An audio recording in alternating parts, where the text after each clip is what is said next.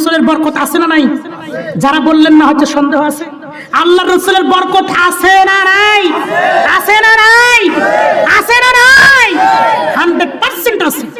আল্লাহ রসুল এবার সাহাবী চিন্তায় পড়ে গেলেন, কি রে আল্লাহ রসুল কি একা দাওয়াত দিলাম আর তিনি সমস্ত সাহাবায়ে কেরামকে দাওয়াত দিল, এত মানুষকে খাওয়াবো কেমনে? এই যোগ্যতা তো আমার নাই।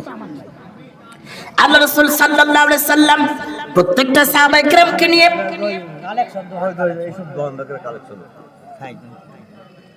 নারে তাকবীর, দানবীর দানবীর দানবীর দানবীর।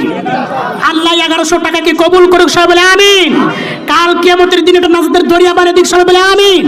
যে কথা বলতেছিলাম, সাহাবায়ে কেরাম চিন্তা পড়ে গেলেন, এত মানুষকে তো আমি দাওয়াত দেই নাই, এত মানুষকে কেমনে খাওয়াবো? আল্লাহ রাসূল তো এত মানুষকে বলেছে, আমি যদি খাওয়াতে না পারি আমার রাসূলের তো সম্মানও থাকবে না।